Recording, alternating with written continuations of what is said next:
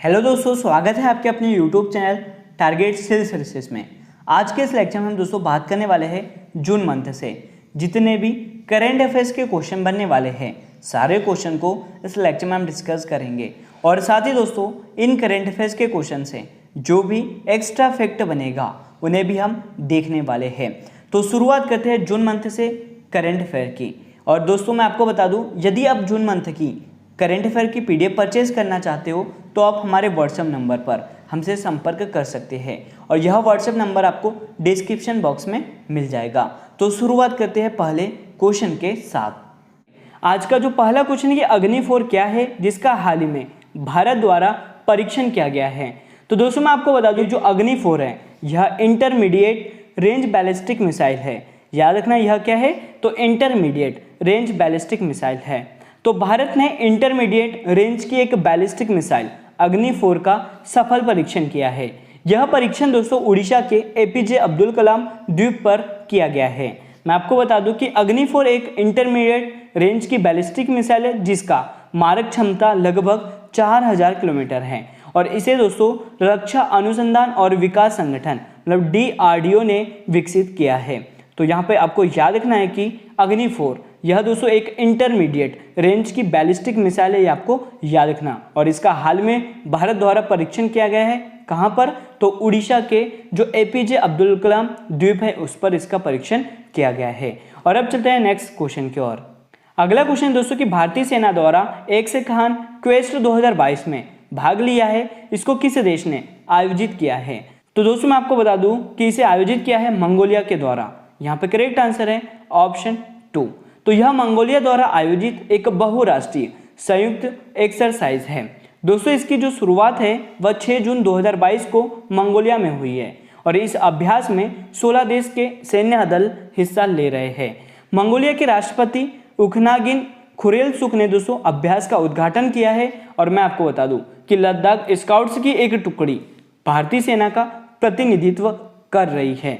तो यहाँ पे आपको क्या याद रखना है कि भारतीय सेना द्वारा जो एक्स खान क्वेस्ट 2022 है इसमें भाग लिया दोस्तों। और यह कौन से देश में आयोजित हो रही है, तो मंगोलिया में आयोजित की जा रही है। यहाँ पे करेक्ट आंसर है ऑप्शन 2। अगला क्वेश्चन दोस्तों कि विश्व खाद्य सुरक्षा दिवस कब मनाया गया है। तो मैं आपको बता दूं कि ये जो वर्ल्ड फूड सेफ्टी डे है यह प्रतिवर्ष 7 जून को मनाया जाता है। यहाँ पे करेक्ट आंसर है ऑप्शन 3। तो हर साल दोस्तों 7 जून को विश्व स्तर पर विश्व खाद्य सुरक्षा दिवस मनाया जाता है। विश्व खाद्य सुरक्षा दिवस मानव स्वास्थ्य को बढ़ावा देने के लिए खाद्य जनित जोखिम को रोकने, पता लगाने और प्रबंधन की आवश्यकता के बारे में जागरूकता बढ़ाने के लिए मनाया जाता है। विश्व खाद्य सुरक्षा 2022 की थीम की तो यह सुरक्षित भोजन बेहतर स्वास्थ्य है, यह इस वर्ष की थीम है। और यह कौन सा संस्करण आयोजित किया है, तो 4था संस्करण आयोजित किया है। तो याद रखना आपको विश्व खाद्य सुरक्षा दिवस प्रतिवर्ष 7 जून को मनाया जाता है। और अब चलते हैं नेक्स्ट क्वेश्चन की ओर। अगला क्वेश्चन दोस्तों कि भारतीय स्टेट बैंक के नए प्रबंधक निदेशक मतलब नए MD कौन बने हैं। तो यह बने हैं आलोक कुमार चौधरी। यहाँ पर करेक्ट आंसर है ऑप्शन 3। और आप देख सकते हो दोस्तों ये है आलोक कुमार चौधरी जो कि भारतीय स्टेट बैंक के नए प्रबंधक निदेशक बन गए हैं। आलोक कुमार चौधरी की नियुक्ति दोस्तों 31 मई 2022 को अश्वनी भाटिया के प्रबंधक निदेशक के रूप में सेवानिवृत्त होने के मद्देनजर हुई है। इन्होंने दोस्तों अश्वनी भाटिया का स्थान लिया है। यहाँ पे हम बात कर रहे हैं भारतीय स्टेट बैंक मतलब SBI की, जिसकी स्थापना 1 जुलाई 1955 को की गई थी। दोस्तों भारतीय स्टेट बैंक का जो मुख्यालय है वह मुंबई में स्थित है और इसके अध्यक्ष कौन है, तो यह दिनेश कुमार खारा है। तो यह सभी महत्वपूर्ण पॉइंट है दोस्तों SBI से जो आपको याद रखना है। और अब चलते हैं नेक्स्ट क्वेश्चन की ओर। क्वेश्चन है कि हाल ही में किस भारतीय खिलाड़ी ने क्रिकेट के सभी प्रारूपों से संन्यास ले लिया है। तो संन्यास लिया दोस्तों मिताली राज ने। करेक्ट आंसर है ऑप्शन 2। और आप देख सकते हो दोस्तों ये है मिताली राज जी जिन्होंने हाल ही में भारतीय महिला खिलाड़ी क्रिकेट के प्रारूप से सभी रूप से संन्यास ले लिया है। तो दोस्तों भारत टीम की स्टार खिलाड़ी मिताली राज ने अपने 23 साल के अंतर्राष्ट्रीय क्रिकेट से संन्यास लेने की घोषणा कर दी है। मैं आपको बता दूं कि मिताली राज को खेल रत्न पुरस्कार 2021 में दिया गया था और यह दोस्तों खेल रत्न पुरस्कार पाने वाली देश की पहली महिला क्रिकेटर भी है।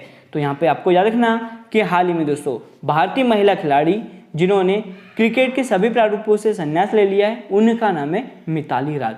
और आपने देख लिया दोस्तों, ये है मिताली राज। नेक्स्ट क्वेश्चन दोस्तों कि एयरफोर्स रेगुलेशन 2022 के अनुसार अब कौन CDS बन सकता है। तो दोस्तों एयरफोर्स रेगुलेशन 2022 के अनुसार अब जो CDS है वह एयर मार्शल या एयर चीफ मार्शल बन सकते हैं। करेक्ट आंसर है ऑप्शन 2। तो केंद्र सरकार जरूरत पड़ने पर दोस्तों वायुसेना में काम कर रहे या रिटायर हो चुके air marshal, air chief marshal को चीफ ऑफ डिफेंस स्टाफ मतलब CDS बना सकती है। और उसकी जो उम्र है दोस्तों वह किससे ज़्यादा नहीं होना चाहिए, तो 62 साल से अधिक नहीं होना चाहिए। मैं आपको बता दूं कि CDS का जो कार्यकाल है वह 65 वर्ष की उम्र तक बढ़ाया जा सकता है। रक्षा मंत्रालय ने दोस्तों एयरफोर्स एक्ट 1950 के सेक्शन 190 के तहत एयरफोर्स रेगुलेशन 1964 में संशोधन किया है और इसका गजट नोटिफिकेशन जारी भी कर दिया गया है। तो यहाँ पे आपको याद रखना दोस्तों कि एयरफोर्स रेगुलेशन 2022 के अनुसार अब CDS कौन बन सकता है, तो air marshal, air chief marshal बन सकते हैं। यहाँ पे करेक्ट आंसर है ऑप्शन 2। और साथ ही यहाँ पे दोस्तों आपको याद रखना है कि भारत के पहले CDS कौन थे, तो यह विपिन रावत जी थे। ये आपको याद रखना है। कौन थे, तो जनरल विपिन रावत थे, ये आपको याद रखना है। और अब चलते हैं नेक्स्ट क्वेश्चन की ओर। और आपके लिए अगला क्वेश्चन दोस्तों कि क्रेडिट लिंक्ड सरकारी योजना के लिए जन समर्थन पोर्टल को किसने लॉन्च किया है। इस पोर्टल को लॉन्च किया गया है हमारे देश के प्रधानमंत्री नरेंद्र मोदी जी के द्वारा। यहाँ पे करेक्ट आंसर है दोस्तों ऑप्शन 2। तो दोस्तों प्रधानमंत्री नरेंद्र मोदी ने क्रेडिट लिंक्ड सरकारी योजना के लिए जन समर्थन पोर्टल को लॉन्च किया है। इस पोर्टल को दोस्तों लॉन्च करने का मुख्य उद्देश्य क्या है, तो नागरिकों के लिए सभी योजना को एक प्लेटफॉर्म पर लाकर सभी योजनाओं की पहुंच को डिजिटल माध्यम से और आसान और सरल बनाना है। तो यहाँ पे आपको याद रखना है कि क्रेडिट लिंक्ड सरकारी योजना के लिए जन समर्थन पोर्टल को किसने लॉन्च किया है, तो हमारे देश के प्रधानमंत्री नरेंद्र मोदी जी ने लॉन्च किया है। कुछ नहीं कि आईफा अवार्ड 2022 में सर्वश्रेष्ठ फिल्म का जो पुरस्कार है वह किसने जीता है। तो दोस्तों मैं आपको बता दूं कि जो आईफा अवार्ड 2022 है इसके हाल ही में घोषणा कर दी गई है और इसमें सर्वश्रेष्ठ फिल्म का जो पुरस्कार है वह दिया गया है शेरशाह को। मूवी का नाम है दोस्तों शेरशाह को यह पुरस्कार दिया गया है। यहाँ पे करेक्ट आंसर है ऑप्शन 2। तो दोस्तों यहाँ पे हम बात करें आईफा की, तो आईफा अवार्ड की जो शुरुआत है वह 2000 सन से की गई थी। 2022 में आईफा अवार्ड का कौन सा संस्करण आयोजित किया गया है, तो 22वां संस्करण आयोजित किया गया है। इस अवार्ड समारोह को दोस्तों सलमान खान, रितेश देशमुख और मनीष पॉल ने होस्ट किया है और इसका जो आयोजन है वह 2 से 4 जून के बीच यूएई के अबू धाबी स्थित यस आइसलैंड में किया गया है। तो यहाँ पे दोस्तों आपको याद रखना है कि आईफा अवार्ड 2022 में सर्वश्रेष्ठ फिल्म का जो पुरस्कार है वह किसे दिया गया है, तो यह शेरशाह को दिया गया है। यहाँ पे करेक्ट आंसर है ऑप्शन 2। और अब चलते हैं नेक्स्ट क्वेश्चन की ओर।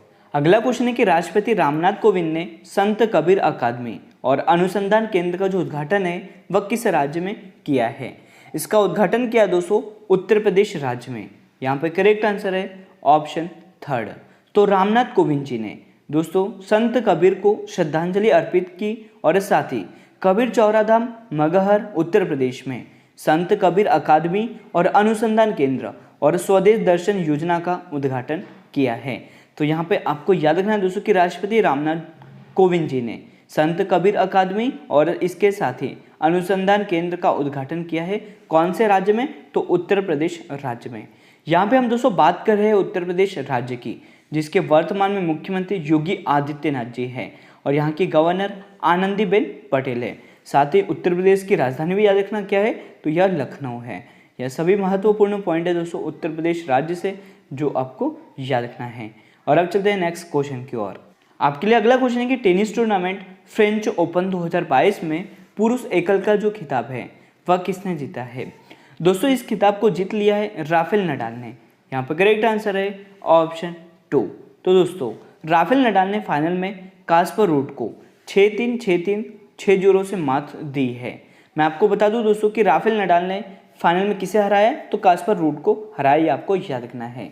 यहाँ पे हम दोस्तों बात करते हैं ये जो फ्रेंच ओपन 2022 हुआ था, इसमें महिला युगल का जो खिताब है वो कैरोलिन गार्सिया और क्रिस्टलिना म्लादोविच ने यह खिताब अपने नाम किया है, जो कि अपना संबंध फ्रांस से रखते हैं।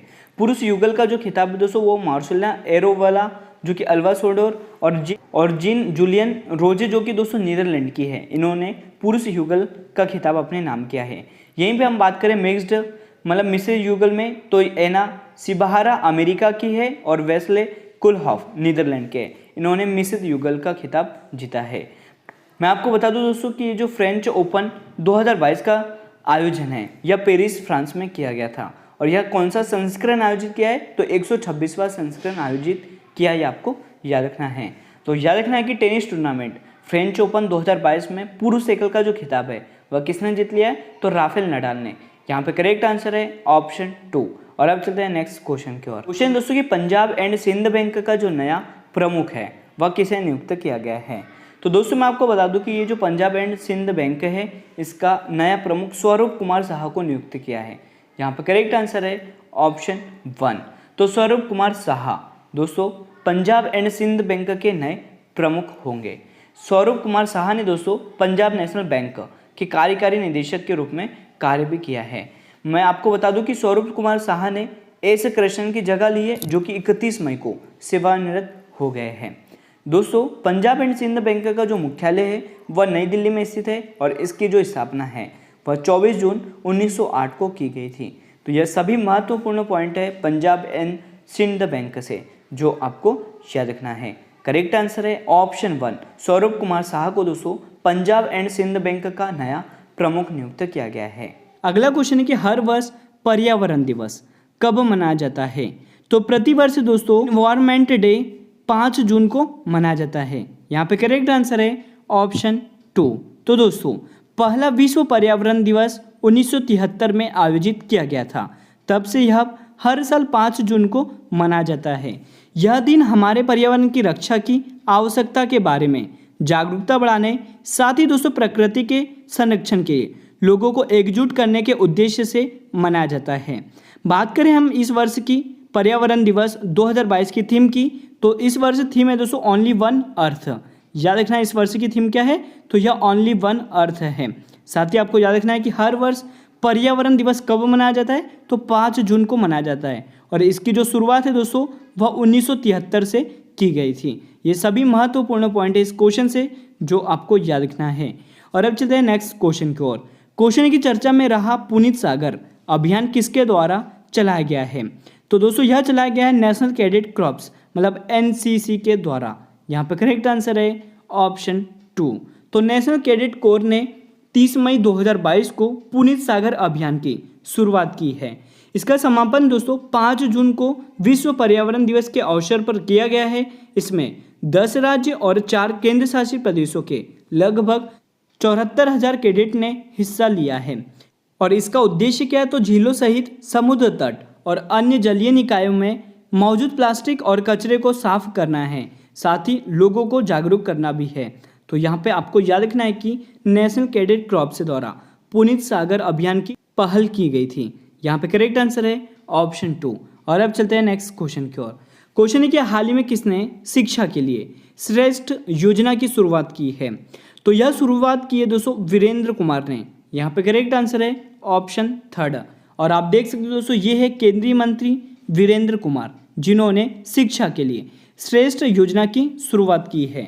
वर्तमान में दोस्तों डॉक्टर वीरेंद्र कुमार केंद्रीय सामाजिक न्याय और अधिकारिता मंत्री है। इन्होंने लक्षित क्षेत्रों में हाई स्कूल में छात्राओं के लिए आवासीय शिक्षा के लिए श्रेष्ठ योजना की शुरुआत की है। लक्षित क्षेत्रों में छात्राओं के लिए आवासीय शिक्षा योजना मतलब श्रेष्ठ सबसे गरीब लोगों के लिए भी गुणवत्तापूर्ण शिक्षा और अवसर प्रदान करने के उद्देश्य से तैयार की गई है।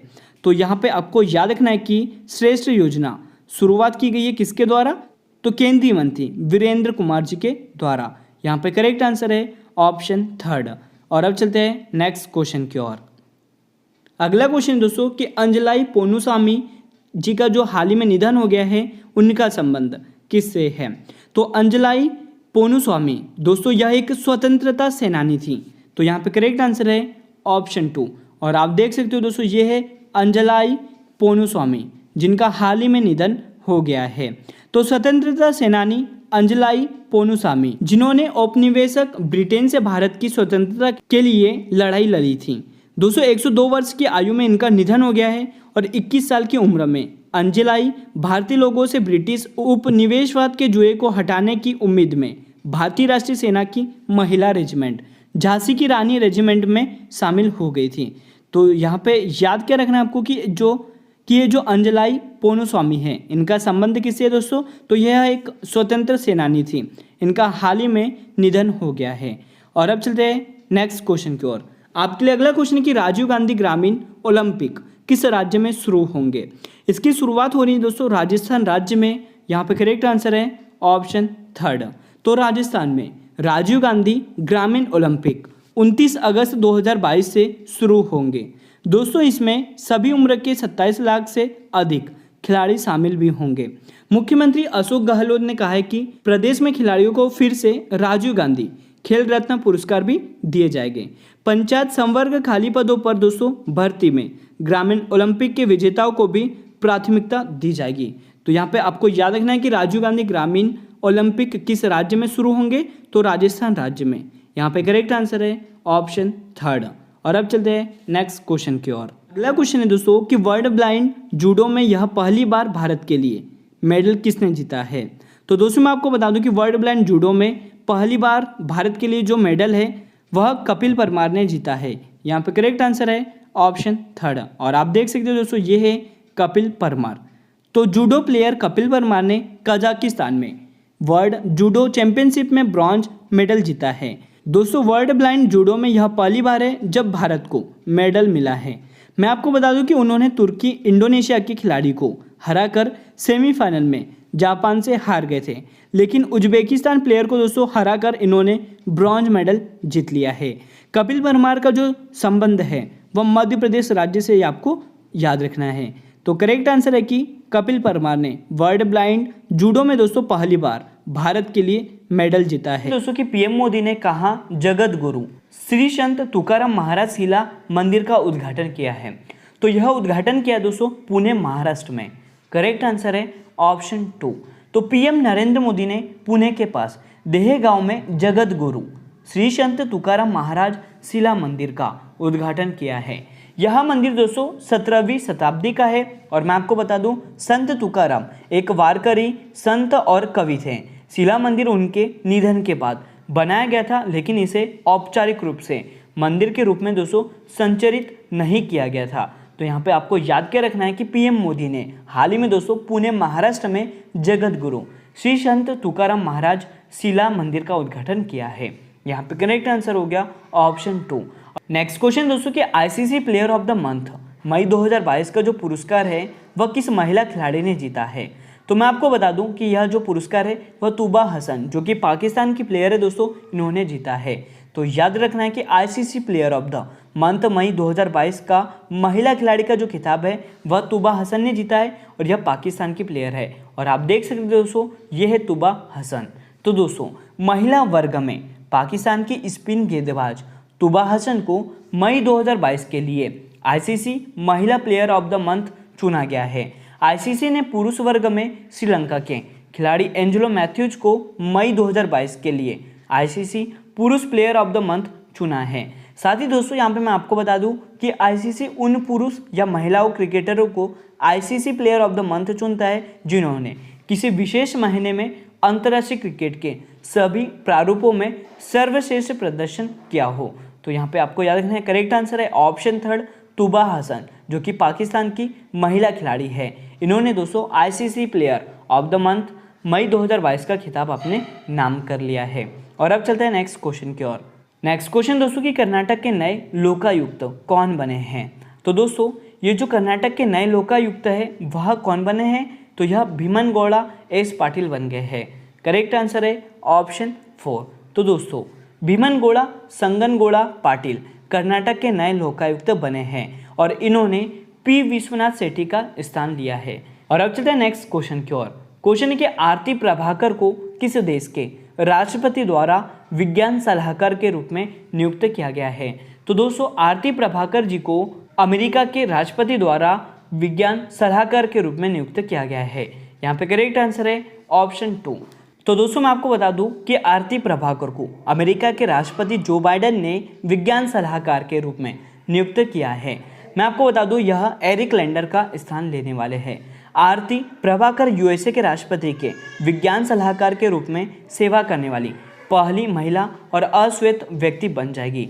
तो याद रखना दोस्तों, आरती प्रभाकर को जो बाइडेन ने विज्ञान सलाहकार के रूप में नियुक्त किया है। और अब चलते हैं नेक्स्ट क्वेश्चन की ओर। नेक्स्ट क्वेश्चन दोस्तों कि नीरज चोपड़ा ने कितने मीटर भाला फेंक कर एक नया नेशनल रिकॉर्ड बनाया है। तो दोस्तों मैं आपको बता दूं कि हाल ही में नीरज चोपड़ा ने 79.30 मीटर का भाला फेंक कर एक नया नेशनल रिकॉर्ड बनाया है। तो दोस्तों नीरज चोपड़ा ने फिनलैंड में पावोनुर्मी खेलों में 89.30 मीटर की दूरी पर भाला फेंककर एक नया राष्ट्रीय रिकॉर्ड बनाया है। नीरज चोपड़ा का इससे पहले राष्ट्रीय रिकॉर्ड 88.07 मीटर का था, जो कि उन्होंने पिछले साल मार्च में पटियाला में बनाया था। साथ ही दोस्तों इसके पहले 7 अगस्त 2021 को 87.58 मीटर के थ्रो के साथ टोक्यो ओलंपिक का जो स्वर्ण पदक है वह किसने जीता था, तो नीरज चोपड़ा ने ही जीता था। याद रखना दोस्तों आपको कि नीरज चोपड़ा ने कितने मीटर का भाला फेंक कर नेशनल रिकॉर्ड बनाया है, तो 89.30 मीटर, मतलब 89.30 मीटर का भाला फेंक कर एक नया नेशनल रिकॉर्ड बनाया है। और अब चलते हैं नेक्स्ट क्वेश्चन की ओर। और आपके लिए अगला क्वेश्चन है दोस्तों कि भारत के 74वें शतरंज ग्रैंड मास्टर कौन बन गए हैं। तो दोस्तों मैं आपको बता दूं कि भारत के जो 74वें शतरंज ग्रैंड मास्टर है वह राहुल श्रीवास्तव बने हैं। करेक्ट आंसर है ऑप्शन 2। तो तेलंगाना के 19 वर्षीय राहुल श्रीवास्तव भारत के 74वें शतरंज ग्रैंड मास्टर बने हैं। दोस्तों राहुल श्रीवास्तव ने इटली में 9वें कैटोलिका शतरंज महोत्सव 2022 के दौरान लाइव फीडर रेटिंग में 2500 एलो पॉइंट की बाधा को तोड़कर यह खिताब हासिल किया है। साथ ही यहाँ पे भारत के जो 73वें शतरंज ग्रैंड मास्टर हैं वह भरत सुब्रमण्यम बने थे। और आपको इंपॉर्टेंट पॉइंट याद रखना है दोस्तों कि भारत के पहले शतरंज ग्रैंड मास्टर कौन थे, तो यह विश्वनाथ आनंद थे, जो कि 1988 में यह रिकॉर्ड हासिल किया था। और आज का लास्ट क्वेश्चन दोस्तों कि भारत का दूसरा सबसे बड़ा तेल आपूर्तिकर्ता कौन सा देश बना है, तो यह बना है रूस। यहाँ पे करेक्ट आंसर है ऑप्शन 3। तो इराक के बाद रूस दोस्तों भारत का दूसरा सबसे बड़ा तेल आपूर्तिकर्ता बना है। रूस ने सऊदी अरब को पीछे छोड़ दिया है। साथ ही दोस्तों भारतीय रिफाइनरी ने मई में लगभग 25 मिलियन बैरल रूसी तेल खरीदा है, जो कि भारत के सभी तेल आयात का लगभग 16% से अधिक है। साथ ही दोस्तों अप्रैल में भारत ने अपने कुल तेल का जो आयात है उसका 5% हिस्सा रूस से खरीदा था। ये आपको याद रखना है। तो याद रखना है कि भारत का जो दूसरा सबसे बड़ा तेल आपूर्तिकर्ता देश कौन सा बना है, तो यह रूस बन गया है। और इससे मतलब पहले स्थान पर कौन सा देश है दोस्तों, तो यह इराक है। ये आपको याद रखना है। और अभी तक आपने हमारे लेक्चर को लाइक नहीं किया है तो लाइक जरूर कर दें। यदि दोस्तों आप इस चैनल पर नए हो तो इसे सब्सक्राइब जरूर कर ले। यहाँ पे दोस्तों daily world and national current affair और उसी के साथ मध्य प्रदेश करंट अफेयर भी किया जाता है। यदि आपने इस चैनल को अभी तक सब्सक्राइब नहीं किया है तो इसे सब्सक्राइब जरूर करें। कि भारत गौरव योजना का जो संबंध है वह निम्न में से किससे है। तो दोस्तों मैं आपको बता दूं कि जो भारत गौरव योजना है इसका संबंध है भारतीय रेलवे से। करेक्ट आंसर है ऑप्शन 2। तो भारतीय रेलवे की भारत गौरव योजना के तहत एक निजी ऑपरेटर द्वारा दोस्तों कोयम्बटूर और शिरडी के बीच संचालित होने वाली एक पहली ट्रेन है जिसको हाल ही में हरी झंडी दिखाई गई है। दोस्तों मैं आपको बता दूं भारतीय रेलवे ने थीम आधारित भारत गौरव ट्रेन का जो संचालन है वह नवंबर 2021 में शुरू किया था। और इस थीम का जो उद्देश्य है वो क्या था, तो भारत गौरव ट्रेन के माध्यम से भारत और दुनिया के लोगों को भारत की समृद्ध सांस्कृतिक विरासत और शानदार ऐतिहासिक स्थानों का प्रदर्शन कराना है। तो यहाँ पे आपको याद क्या रखना है कि भारत गौरव योजना का जो संबंध है वह दोस्तों भारतीय रेलवे से है। यह आपको याद रखना है। करेक्ट आंसर है ऑप्शन 2। और अब चलते हैं अगले क्वेश्चन की ओर।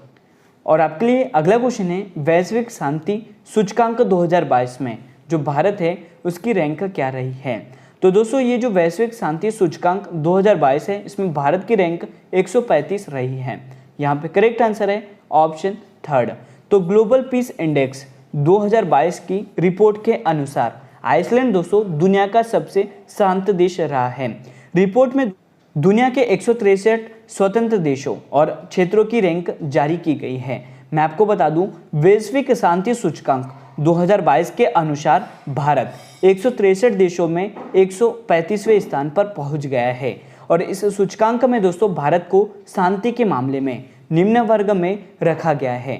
और पिछले साल इसका जो नंबर है वह कौन सा था, तो वह 138वां था। इस बार जो भारत की जो रैंक है दोस्तों वह 135 हो गई है।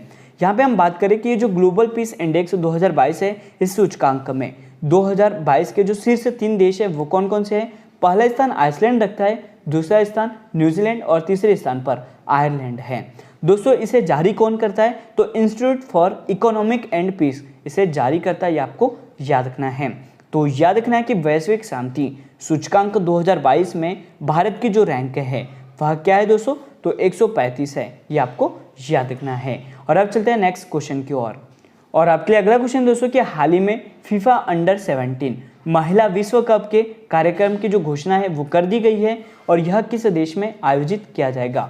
तो दोस्तों मैं आपको बता दूं कि जो फीफा अंडर 17 महिला विश्व कप है, इसका जो आयोजन है वह भारत, मतलब हमारे देश भारत में होने वाला है। यहाँ पे करेक्ट आंसर है ऑप्शन 3। तो दोस्तों फीफा ने हाल ही में अंडर 17 महिला विश्व कप के कार्यक्रम की घोषणा कर दी है और इसका जो आयोजन है वह भारत में किया जाना है।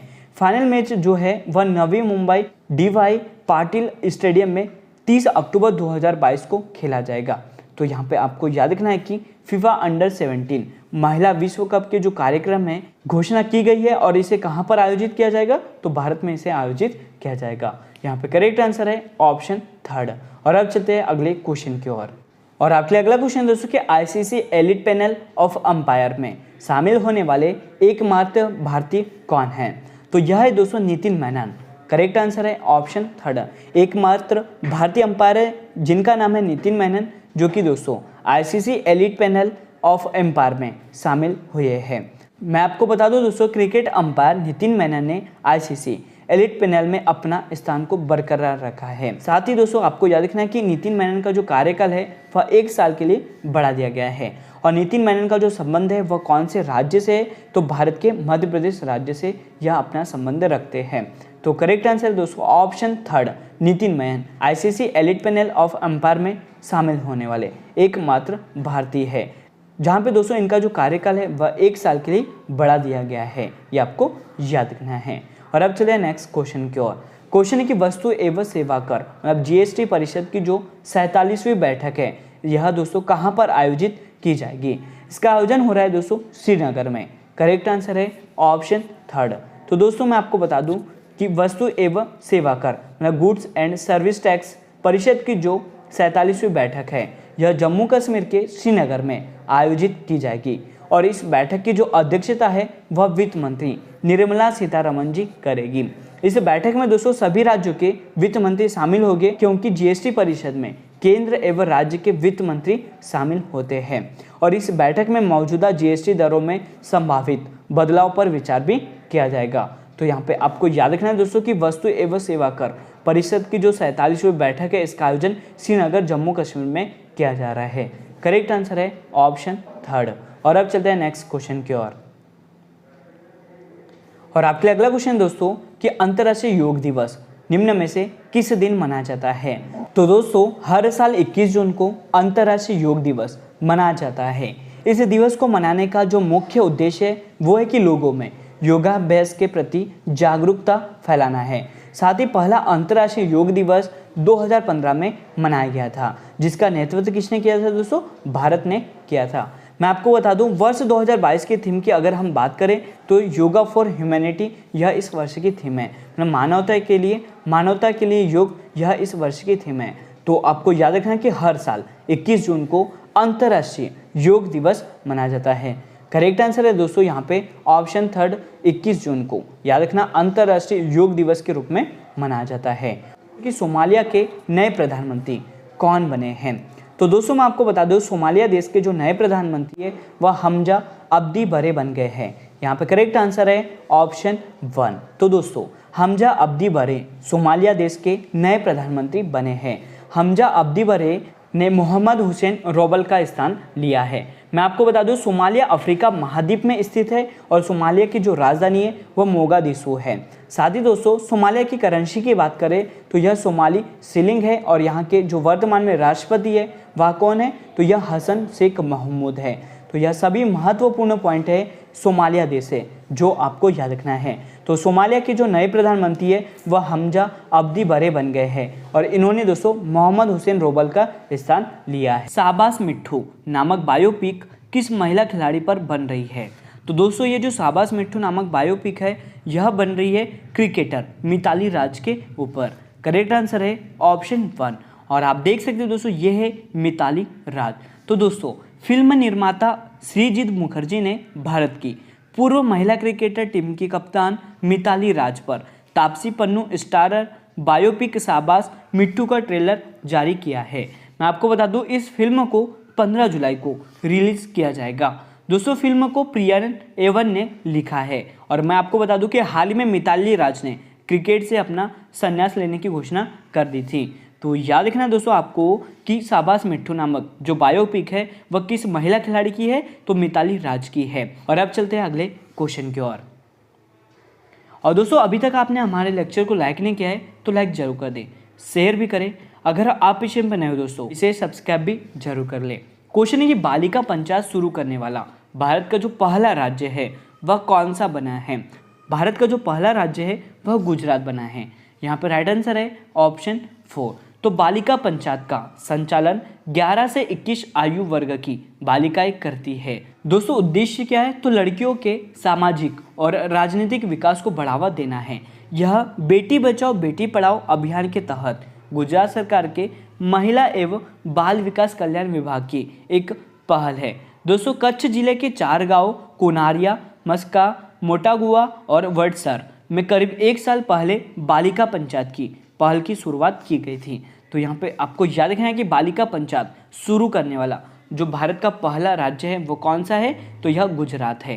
राइट आंसर है ऑप्शन 4। और आपके लिए अगला क्वेश्चन है कि विश्व संगीत दिवस कब मनाया गया है? तो दोस्तों मैं आपको बता दूं कि जो वर्ल्ड म्यूजिक डे है यह प्रति वर्ष 21 जून को मनाया जाता है। करेक्ट आंसर है ऑप्शन 3। तो दुनिया भर में हर साल 21 जून को विश्व संगीत दिवस मनाया जाता है और इसे मैक म्यूजिक दिवस के नाम से भी जाना जाता है। मैं आपको बता दूं इस वर्ष के विश्व संगीत दिवस की जो थीम है वह म्यूजिक ऑन द इंटरसेक्शन है। याद रखना इस वर्ष के विश्व संगीत दिवस की जो थीम है वह क्या है, तो म्यूजिक ऑन द इंटरसेक्शन है। इसकी जो शुरुआत है दोस्तों वह फ्रांसीसी संगीतकार मॉरिस फ्लेरट ने की थी, ये आपको याद रखना है। तो याद रखना है आपको विश्व संगीत दिवस प्रतिवर्ष 21 जून को मनाया जाता है। और अब चलते हैं नेक्स्ट क्वेश्चन की ओर। और आपके लिए अगला क्वेश्चन दोस्तों कि कुल अक्षय ऊर्जा क्षमता वृद्धि के मामले में भारत विश्व स्तर पर किस स्थान पर है? तो मैं आपको बता दूं कि ये जो कुल अक्षय ऊर्जा क्षमता वृद्धि है इसके मामले में भारत की जो रैंक है दोस्तों वह तीसरी है। करेक्ट आंसर है option 2। Renewables 2022 global status report के अनुसार भारत की जो अक्षय ऊर्जा है वह दोस्तों क्षमता वृद्धि चीन और अमेरिका के बाद विश्व स्तर पर तीसरा स्थान रखती है। मैं आपको बता दूं कि भारत ने 2021 में अक्षय ऊर्जा क्षमता में 15.4 गीगावाट जोड़ा और साथ ही चाइना ने दोस्तों 136 गीगावाट और यूएस ने 43 गीगावाट जोड़ा है। यहीं पे दोस्तों भारत ने 843 मेगावाट पन बिजली क्षमता जोड़ी है। तो यहाँ पे आपको याद रखना है कि कुल अक्षय ऊर्जा क्षमता वृद्धि के मामले में भारत विश्व स्तर पर कौन सा स्थान रखता है, तो तीसरा स्थान रखता है। करेक्ट आंसर है ऑप्शन 2। और आपके लिए अगला क्वेश्चन दोस्तों कि संयुक्त राष्ट्र में भारत की जो अगली स्थायी प्रतिनिधि है वह कौन बनी है? मैं आपको बता दूं कि यूनाइटेड नेशन में जो भारत की अगली स्थायी प्रतिनिधि है यह बनी है दोस्तों रुचिरा कंबोज। करेक्ट आंसर है ऑप्शन 4। और आप देख सकते हो दोस्तों ये है रुचिरा कंबोज। तो दोस्तों रुचिरा कंबोज वर्तमान में भूटान में भारत की राजदूत हैं। रुचिरा कंबोज को दोस्तों न्यूयॉर्क में संयुक्त राष्ट्र में भारत के अगले स्थायी प्रतिनिधि के रूप में नियुक्त किया गया है। वह संयुक्त राष्ट्र में भारतीय राजदूत के रूप में TS तिरुमूर्ति का स्थान लेने वाली है। मैं आपको बता दूं रुचिरा कंबोज 1987 बैच की IFS अधिकारी है और यह दोस्तों पेरिस में यूनेस्को में भारत की स्थायी प्रतिनिधि, दक्षिण अफ्रीका में इंडियन हाई कमिश्नर भी रही है। यहाँ पे हम बात कर रहे हैं यूनाइटेड नेशन की, मतलब यूएन की। तो दोस्तों ये जो यूएन है इसका मुख्यालय न्यूयॉर्क में स्थित है और इसके जो सदस्य देश है वह कितने हैं, तो 193 है और इसके वर्तमान में अध्यक्ष एंटोनियो गुटेरेस है। तो यह सभी महत्वपूर्ण पॉइंट है यूएन से जो आपको याद रखना है। और अब चलते हैं नेक्स्ट क्वेश्चन की ओर। आपके लिए अगला क्वेश्चन है, अंतर्राष्ट्रीय फुटबॉल इतिहास में 5वें सबसे ज़्यादा गोल करने वाले जो खिलाड़ी हैं वह कौन बन गए हैं। यह बने हैं दोस्तों सुनील छेत्री। करेक्ट आंसर है ऑप्शन 4। और आप देख सकते हो दोस्तों ये है सुनील छेत्री जो कि अंतर्राष्ट्रीय फुटबॉल इतिहास में 5वें सबसे ज़्यादा गोल करने वाले खिलाड़ी बन गए हैं। मैं आपको बता दूं कि सुनील छेत्री ने एशिया कप 2023 में क्वालिफायर के दौरान हांगकांग के खिलाफ अपना 84वां अंतर्राष्ट्रीय गोल करके रियल मैड्रिड और हंगेरियन फुटबॉल खिलाड़ी फेरेंक फुस्कस के रिकॉर्ड की बराबरी कर ली है। शीर्ष 3 अंतर्राष्ट्रीय गोल स्कोरर के नाम की अगर बात करें तो पहला स्थान दोस्तों क्रिस्टियानो रोनाल्डो रखता है जो कि अपने गोल की बात करें तो 117 है, और अली देई दूसरा स्थान रखते हैं जिनके गोल 109 है, और मुख्तार दहारी दोस्तों इनके 89 मतलब 89 गोल है। ये आपको याद रखना है, मतलब टॉप 3 के भी आपको नाम याद रखना है। और जो भारत के सुनील छेत्री है यह दोस्तों कौन से नंबर के है, तो ये 5वें नंबर के सबसे ज़्यादा गोल करने वाले खिलाड़ी है। और अब चलते हैं नेक्स्ट क्वेश्चन की ओर। और आपके लिए अगला क्वेश्चन दोस्तों कि वर्ष 2022 में आयोजित दक्षिण पूर्व एशिया राष्ट्र संघ के विदेश मंत्रियों की जो बैठक है इसकी मेजबानी किस देश ने की है। इसकी मेजबानी की है दोस्तों हमारे देश भारत ने। करेक्ट आंसर है ऑप्शन 4। तो भारत ने वर्ष 2022 में आयोजित दक्षिण पूर्व एशिया राष्ट्र संघ मतलब आसियान के विदेश मंत्रियों की बैठक की मेजबानी की है। इस बैठक में दोस्तों व्यापार, रणनीतिक संबंध और हिंद प्रशांत क्षेत्र में सहयोग को पहले से ज़्यादा बढ़ाने पर चर्चा की गई है। भारत की तरफ से अध्यक्षता एस जयशंकर ने की है जो कि वर्तमान में केंद्रीय विदेश मंत्री है। मैं आपको बता दूं इसका जो आयोजन है वह कहाँ पर हुआ था दोस्तों, तो नई दिल्ली भारत में हुआ था। और यह कौन सा संस्करण आयोजित किया है, तो 24वां संस्करण आयोजित किया है। तो याद रखना करेक्ट आंसर है ऑप्शन 4 भारत। और आपके लिए अगला क्वेश्चन दोस्तों, federation of international cricketers association की जो पहली महिला अध्यक्ष है वह कौन बनी है, तो यह बनी है लिसा स्टालेकर। करेक्ट आंसर है ऑप्शन 1। और आप देख सकते हो दोस्तों ये है लिसा स्टालेकर जो कि federation of international cricketer association की पहली महिला अध्यक्ष बन गई है। दोस्तों मैं आपको बता दूं जो भारतीय मूल की महान ऑस्ट्रेलियाई क्रिकेटर लिसा स्टालेकर है, इन्होंने federation of international cricketers association की पहली महिला अध्यक्ष बनी है और इन्होंने विक्रम सोलंकी का स्थान लिया है। Federation of international cricketers association की जो स्थापना है वह कब की गई थी, तो 1998 में की गई थी। तो यह सभी महत्वपूर्ण पॉइंट है इस क्वेश्चन से जो आपको याद रखना है। और दोस्तों अभी तक आपने हमारे लेक्चर को लाइक नहीं किया है तो फटाफट लाइक कर दे। पीयूष गोयल ने किस देश में मैंगो फेस्टिवल का उद्घाटन किया है, तो दोस्तों मैं आपको बता दूं कि हाल में पीयूष गोयल जी ने बेल्जियम देश में मैंगो फेस्टिवल का आयोजन मतलब इसका उद्घाटन किया है। करेक्ट आंसर है ऑप्शन 2।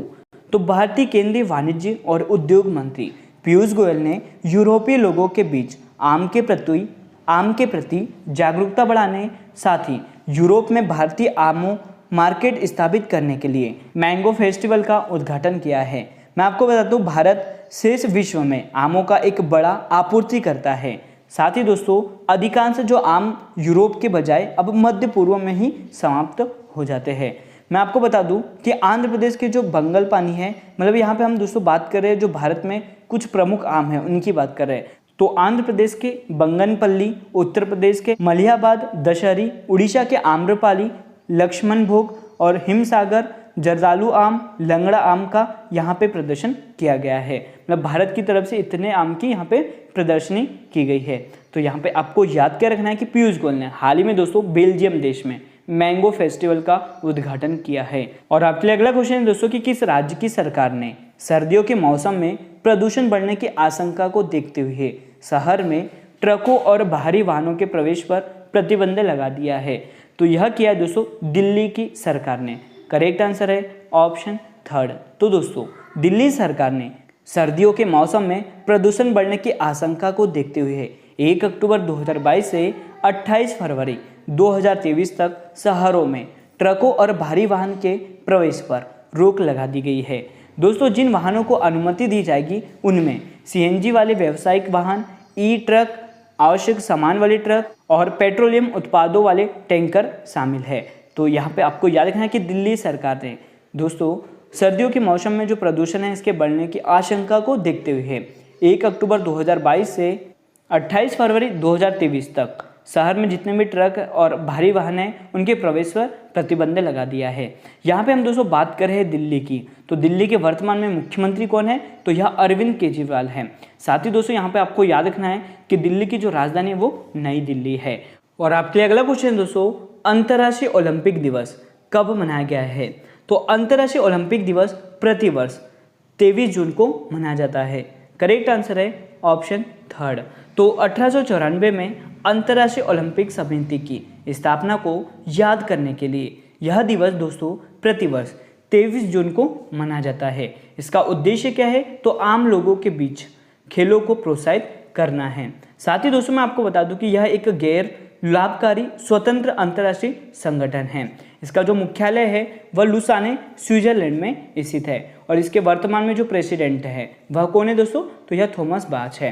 साथ ही मैं आपको बता दूं कि यह पहले आधुनिक ओलंपिक खेल यूनान की राजधानी एथेंस में 1896 में आयोजित किए गए थे। तो दोस्तों आपको याद क्या रखना है कि अंतर्राष्ट्रीय ओलंपिक दिवस कब मनाया जाता है? तो प्रतिवर्ष 23 जून को मनाया जाता है। यहाँ पे करेक्ट आंसर है ऑप्शन थर्ड। और आपके लिए अगला क्वेश्चन है, अंतर्राष्ट्रीय जांच एजेंसी मतलब नेशनल इन्वेस्टिगेशन एजेंसी के नए महानिदेशक कौन बन गए हैं? तो दोस्तों ये जो एनआईए है इसके नए महानिदेशक दिनकर गुप्ता जी बन गए हैं। करेक्ट आंसर है ऑप्शन थर्ड। और आप देख सकते हैं दोस्तों ये है दिनकर गुप्ता जी। तो पंजाब के पूर्व डीजीपी दिनकर गुप्ता को राष्ट्रीय जांच एजेंसी का नया महानिदेशक नियुक्त किया है।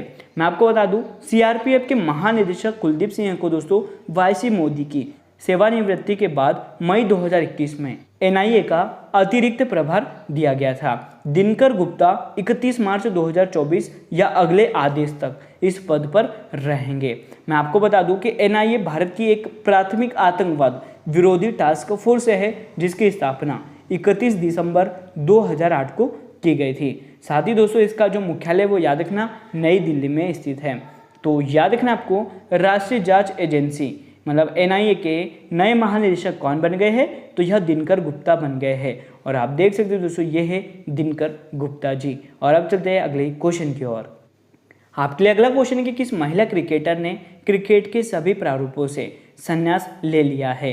तो दोस्तों हाल ही में रुमेलीधर ने अपने क्रिकेट के सभी प्रारूपों से संन्यास ले लिया है। यहाँ पे करेक्ट आंसर है ऑप्शन 4। और आप देख सकते हो दोस्तों ये है रुमेलीधर। तो मैं आपको बता दूं कि भारत की तेज गेंदबाज ऑलराउंडर रुमेलीधर ने 38 साल की उम्र में अंतर्राष्ट्रीय क्रिकेट से संन्यास की घोषणा कर दी है। दोस्तों रुमेलीधर ने अपना जो आखिरी अंतर्राष्ट्रीय मैच है वह 2018 में ब्रेबॉर्न में भारत, ऑस्ट्रेलिया और इंग्लैंड के बीच महिला T20 श्रृंखला में खेला था और उन्होंने 4 टेस्ट, 78 ओडीआई और 18 T20 में भाग लिया है। तो यहाँ पे आपको याद रखना है कि रुमेलीधर जिन्होंने हाल ही में दोस्तों क्रिकेट के सभी प्रारूपों से संन्यास ले लिया है और इससे पहले दोस्तों मिताली राज ने भी क्रिकेट के सभी प्रारूपों से संन्यास ले लिया था। चलते हैं अगले क्वेश्चन की ओर। आपके लिए अगला क्वेश्चन दोस्तों कि हाल ही में किस देश की संसद को भंग करने का ऐलान किया गया है? तो यह ऐलान किया दोस्तों इजराइल देश की संसद को भंग करने का। यहाँ पे करेक्ट आंसर है ऑप्शन 2। तो दोस्तों इसके अलावा जो नए चुनाव है इसकी घोषणा भी की गई है और यह इजराइल का जो 3 वर्षों में यह कौन सा चुनाव होगा? तो 5वां नंबर का चुनाव है। मतलब 3 वर्षों में यहाँ पे यह 5वां चुनाव होने वाला है। मैं आपको बता दूं कि 2021 में गठबंधन की जो सरकार है इसमें प्रधानमंत्री कौन थे? तो नफ्ताली बेनेट बने थे। यहाँ पे हम दोस्तों बात कर रहे हैं इजराइल की। तो अभी तक जो राष्ट्रपति है वो कौन है? इसहाक हर्जोग है। यहाँ के प्रधानमंत्री कौन थे? तो यह नफ्ताली बेनेट थे। साथ ही इजराइल की जो राजधानी है वो क्या है? तो जेरूसलम है और मुद्रा दोस्तों इजरायली नई शेकेल है। तो याद रखना दोस्तों आप मैप में देख सकते हो ये है इजराइल और इजराइल की जो राजधानी वो क्या है? जेरूसलम है।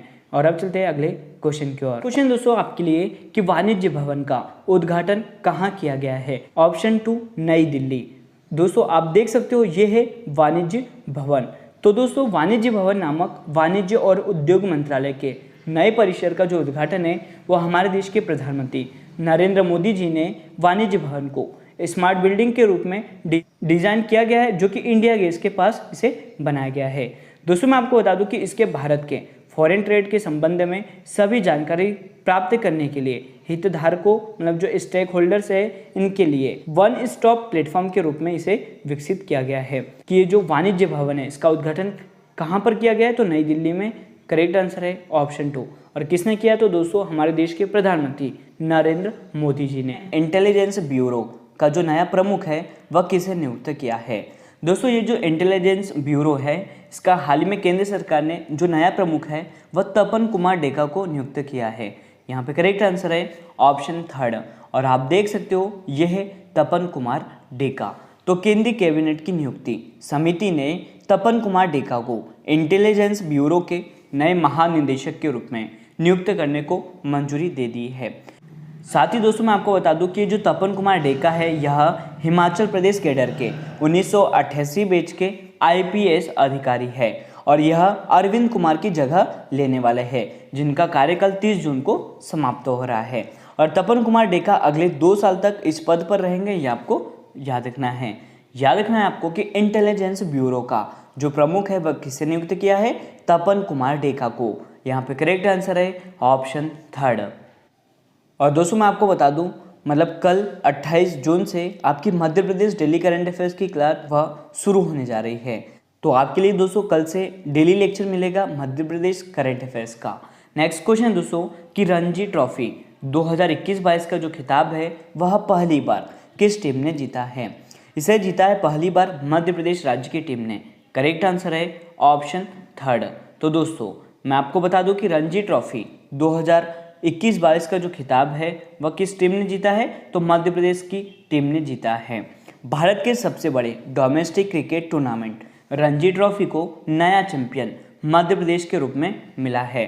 मैं आपको बता दूं बेंगलुरु में खेले गए फाइनल मुकाबले में मध्य प्रदेश ने 41 बार की चैंपियन मुंबई को यह 6 विकेट से हराकर पहली बार खिताब अपने नाम किया है। दोस्तों फाइनल में मध्य प्रदेश ने मुंबई को 6 विकेट से हराया, ये आपको याद रखना है। तो करेक्ट आंसर है ऑप्शन 3 मध्य प्रदेश राज्य, जिन्होंने रणजी ट्रॉफी 2021-22 का खिताब पहली बार जीता है।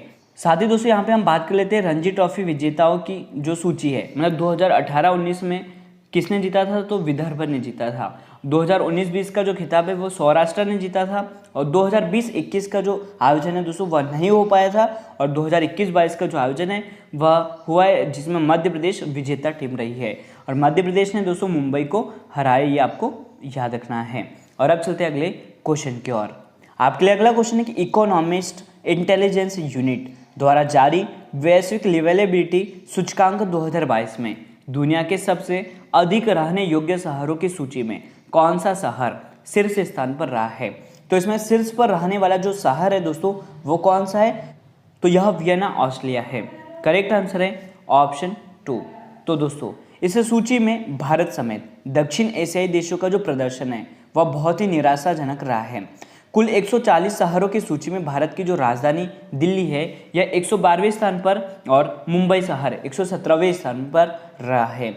यहाँ पे हम बात करें सूचकांक में शीर्ष 3 शहर की। पहले स्थान पर वियना ऑस्ट्रिया, सेकंड स्थान पर है दोस्तों कोपेनहेगन डेनमार्क का है और तीसरे स्थान पर है ज्यूरिख स्विट्जरलैंड का। यह 3 शहर है जो कि इकोनॉमिस्ट इंटेलिजेंस यूनिट द्वारा जारी वैश्विक लिवेलेबिलिटी सूचकांक 2022 में दुनिया के जो सबसे अधिक रहने योग्य शहर की सूची है, जो आपको याद रखना है। यहाँ पे करेक्ट आंसर है शीर्ष पर रहने वाला जो देश है वो वह ऑस्ट्रिया देश वियना शहर है, ये आपको याद रखना है। और अब चले नेक्स्ट क्वेश्चन की ओर। और आपके लिए अगला क्वेश्चन दोस्तों कि किस राज्य के सूक्ष्म लघु और मध्यम विभाग को राष्ट्रीय MSME पुरस्कार 2022 से प्रथम पुरस्कार से सम्मानित किया है। यह सम्मानित किया दोस्तों ओडिशा राज्य को। यहाँ पे करेक्ट आंसर है ऑप्शन 2। तो उड़ीसा राज्य ने MSME के विकास के लिए की गई विभिन्न विकासात्मक पहलों के आधार पर यह पुरस्कार जीता है। दोस्तों इसके अलावा इस पुरस्कार में बिहार ने दूसरा स्थान हासिल किया है, वहीं हरियाणा राज्य ने तीसरा स्थान हासिल किया है।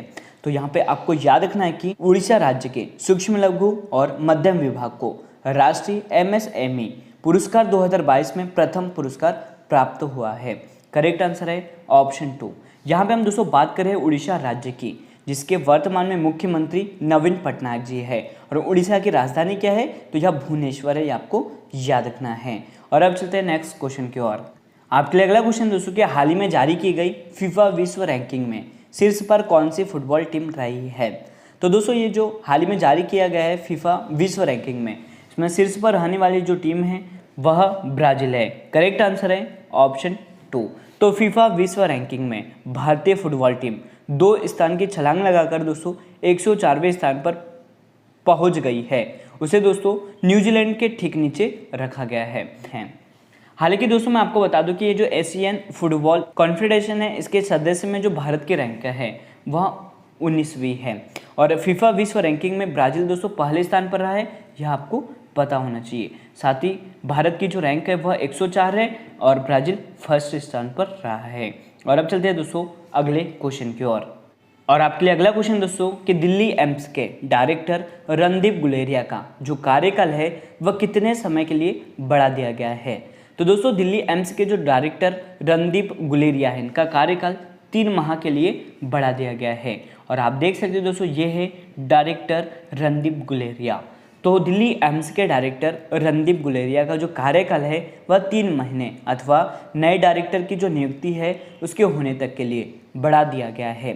इससे पहले दोस्तों 24 मार्च को समाप्त होने वाला इनका जो कार्यकाल है वह 3 महीने के लिए बढ़ाया गया था और अब और 3 महीने के लिए बढ़ा दिया गया है। साथ ही दोस्तों मैं आपको यहाँ पे बता दूँ कि रणदीप गुलेरिया जो कि 2017 में 28 मार्च को एम्स के डायरेक्टर के पद में इन्हें नियुक्त किया गया था और अब इनका जो कार्यकाल है वह 3 महीने के लिए बढ़ा दिया गया है।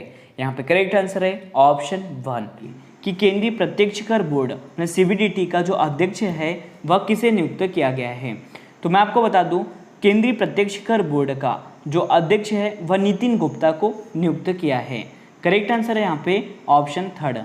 और आप देख सकते हैं दोस्तों ये है नितिन गुप्ता जिन्हें केंद्रीय प्रत्यक्ष कर बोर्ड का अध्यक्ष नियुक्त किया गया है।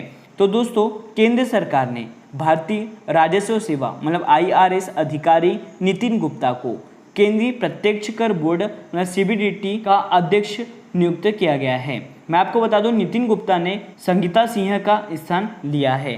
साथ ही दोस्तों यहाँ पे हम बात कर रहे हैं CBDT की मतलब central board of direct tax की, जिसका मुख्यालय नई दिल्ली में स्थित है और इसकी जो स्थापना है वह 1 जनवरी 1964 को की गई थी। तो यहाँ पे आपको याद रखना है कि केंद्रीय प्रत्यक्ष कर बोर्ड CBDT का जो अध्यक्ष है वह किसे नियुक्त किया है? तो यह नितिन गुप्ता को। राइट आंसर है यहाँ पे दोस्तों ऑप्शन 3। और अब चलते हैं अगले क्वेश्चन की ओर। और आपके लिए अगला क्वेश्चन दोस्तों कि हाल ही में जारी विश्व प्रेस स्वतंत्रता सूचकांक 2022 में भारत निम्न में से कौन से स्थान पर रहा है? तो इस इंडेक्स में दोस्तों भारत की जो रैंक है वह 150वीं है। करेक्ट आंसर है ऑप्शन 1। तो दोस्तों रिपोर्ट्स विदाउट बॉर्डर्स ने 20वां विश्व प्रेस स्वतंत्रता सूचकांक 2022 को जारी किया है, जो 180 देशों और क्षेत्रों में पत्रकारिता की स्थिति का आकलन करता है। मैं आपको बता दूं सूचकांक में भारत की जो रैंकिंग है वह पिछले साल के बजाय लास्ट ईयर की दोस्तों बात करें तो भारत की जो रैंक थी वो 142वीं थी और इस साल गिरकर 150वीं हो गई है। तो यहाँ पे आपको याद क्या रखना है दोस्तों कि विश्व प्रेस स्वतंत्रता सूचकांक 2022 में जो भारत की रैंक है वह कौन सी है दोस्तों? तो यह 150 है। करेक्ट आंसर है ऑप्शन 1।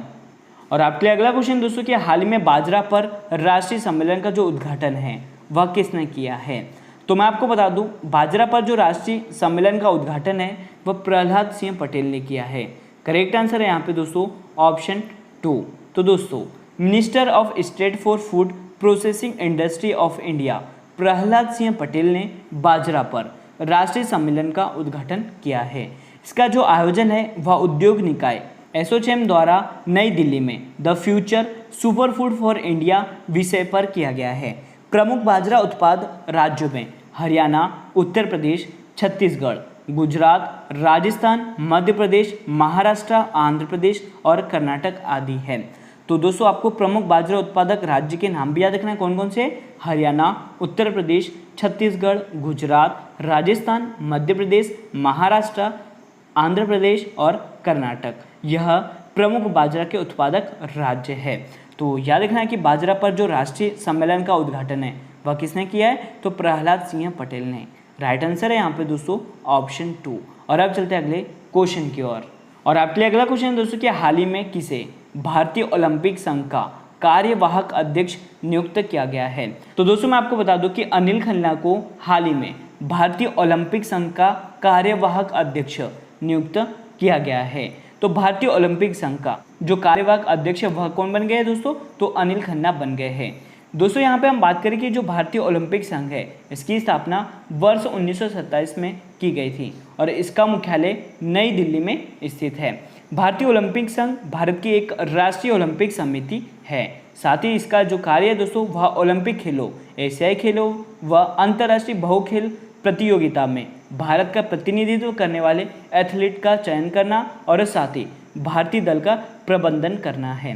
तो याद कर रखना आपको कि अनिल खन्ना को हाल ही में दोस्तों भारतीय ओलंपिक संघ का कार्यवाहक अध्यक्ष नियुक्त किया गया है। करेक्ट आंसर है ऑप्शन 3। और आपके लिए अगला क्वेश्चन दोस्तों कि पनबिजली और सौर ऊर्जा पर चलने वाला पहला हवाई अड्डा कौन सा बन गया है। तो पहला एयरपोर्ट बन गया है दोस्तों इंदिरा गांधी अंतर्राष्ट्रीय हवाई अड्डा। करेक्ट आंसर है ऑप्शन 1। तो दोस्तों दिल्ली का जो इंदिरा गांधी अंतर्राष्ट्रीय हवाई अड्डा है यह 1 जून से पूरी तरह से पनबिजली और सौर ऊर्जा पर स्विच हो गया है। यह भारत का पहला हवाई अड्डा बन गया है जो अपनी सभी जो खपत है दोस्तों उसको ज़रूरत के लिए हरित ऊर्जा मतलब ग्रीन एनर्जी का उपयोग करता है। 6% ऊर्जा सौर ऊर्जा से और जल विद्युत संयंत्र से प्राप्त होती है। तो यहाँ पे आपको क्या रखना है कि पनबिजली और सौर ऊर्जा पर जो चलने वाला भारत का पहला हवाई अड्डा है वह कौन सा बना है, तो यह दोस्तों इंदिरा गांधी अंतर्राष्ट्रीय हवाई अड्डा बना है जो कि दिल्ली में स्थित है। यहाँ पे करेक्ट आंसर है ऑप्शन 1। और अब चलते हैं अगले क्वेश्चन की ओर। आपके लिए अगला क्वेश्चन कि नीति आयोग के नए सीईओ के रूप में किसे नियुक्त किया है। तो दोस्तों मैं आपको बता दूं कि नीति आयोग के जो नए सीईओ है वह परमेश्वर अय्यर बन गए हैं। करेक्ट आंसर है ऑप्शन 3। और आप देख सकते हो ये है परमेश्वर अय्यर जो कि नीति आयोग के नए सीईओ नियुक्त हुए हैं। दोस्तों इन्होंने अमिताभ कांत का स्थान लिया है। मैं आपको बता दूं कि वर्तमान में जो सीईओ है अमिताभ कांत, इनका जो कार्यकाल है वह 30 जून को समाप्त होने वाला है और इनका जो स्थान है दोस्तों वह कौन लेने वाले, तो परमेश्वरन अय्यर लेने वाले हैं। याद रखना इनका जो कार्यकाल है वह अब 2 वर्ष तक रहेगा। तो करेक्ट आंसर है यहाँ पे दोस्तों ऑप्शन 3 परमेश्वरन अय्यर जो कि नीति आयोग के नए सीईओ के रूप में नियुक्त किए गए हैं। और अब चलते हैं अगले क्वेश्चन की ओर। और आपके लिए अगला क्वेश्चन दोस्तों कि अंतर्राष्ट्रीय सूक्ष्म लघु और मध्यम उद्यम दिवस 2022 कब मनाया गया है। तो दोस्तों ये जो अंतर्राष्ट्रीय सूक्ष्म लघु और मध्यम उद्यम दिवस है यह प्रतिवर्ष 27 जून को मनाया जाता है। करेक्ट आंसर है ऑप्शन 3। तो संयुक्त राष्ट्र द्वारा हर साल 27 जून को अंतर्राष्ट्रीय सूक्ष्म लघु और मध्यम उद्यम दिवस मनाया जाता है। इस दिवस को मनाने का जो मुख्य उद्देश्य है वो क्या है, तो वैश्विक आर्थिक विकास और सतत विकास में सूक्ष्म लघु और मध्यम उद्यमों के योगदान के बारे में जन जागरूकता बढ़ाना है। दोस्तों हम यहाँ पे बात करें अंतर्राष्ट्रीय सूक्ष्म लघु और उद्यम दिवस के थीम की, तो यह resilience and rebuilding MSME for sustainable development यह इस वर्ष की थीम आपको याद रखना है। तो याद रखना है कि अंतर्राष्ट्रीय MSME उद्यम दिवस कब मनाया गया है, तो यह 27 जून को मनाया गया है। तो दोस्तों आज का लेक्चर यहीं पर एंड होता है। अगर आपको हमारा लेक्चर और आपको हमारी मेहनत अच्छी लगी हो तो इसे लाइक जरूर करें, शेयर भी करें। अगर आप इस चैनल पर नए हो तो इसे सब्सक्राइब भी जरूर कर लें। और दोस्तों अभी तक आपने हमारे टेलीग्राम चैनल को ज्वाइन नहीं किया है तो इसे भी ज्वाइन कर लें। So thank you so much guys for watching this video. Bye bye, take care.